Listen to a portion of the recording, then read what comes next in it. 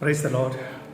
My dear friends, let us reflect on one of the beautiful characteristics of Blessed Virgin Mary, that she is the bearer of joy. As we say in her litany, she is the cause of joy. We read in the Gospel of St. Luke, chapter 1, about the visitation of Mary to her aged cousin, the 6-month pregnant Elizabeth. In the verse of 44, we read the reaction of Elizabeth at the very moment of their meeting. Behold, when the voice of your greeting came to my ears, the babe in my womb leaped for joy. At the joyful encounter, even the unborn babe, John the Baptist, rejoiced.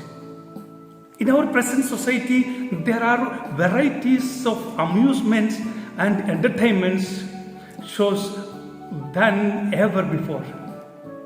It might seem like there is a lot of joy around, but this is not true. These are only evasions, temporary happiness. I'm not saying they are always negative. Sometimes for psychological health, mental health, we need them. It's true. But the truth is that they do not fill our hearts, and moreover, they leave our hearts empty or emptier than before. The sorrows and disappointments that we often face in our lives are not healed or cannot be healed by this kind of superficial joy. The joy that Mary brings us is totally different. It is something that springs from deep down. It is an inner peace and serenity compatible with life's difficulties and disappointments. It does not eliminate them, but it gives us a strength to move forward with hope without sinking. It makes us see that in spite of everything, it is worth living. This joy can only come from being filled with Jesus like Mary. When we are filled with Jesus, we will be blessed like Mary, practicing her virtues and desiring to share our joy with others.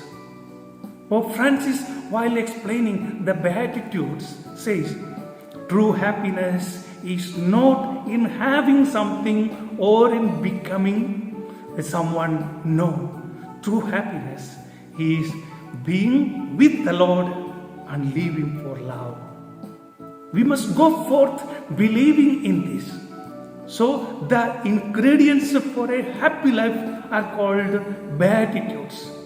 Blessed are the simple, the humble, who make room for God, who are able to weep for others and for their own mistakes, who remain meek, fight for justice, are merciful to all, safeguard purity of heart, always work for peace and abide in joy, do not hate, and even when suffering, respond to evil with good.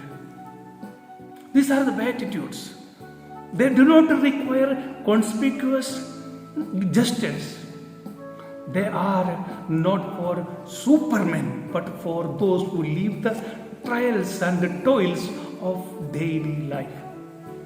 This is how Blessed Virgin Mary was.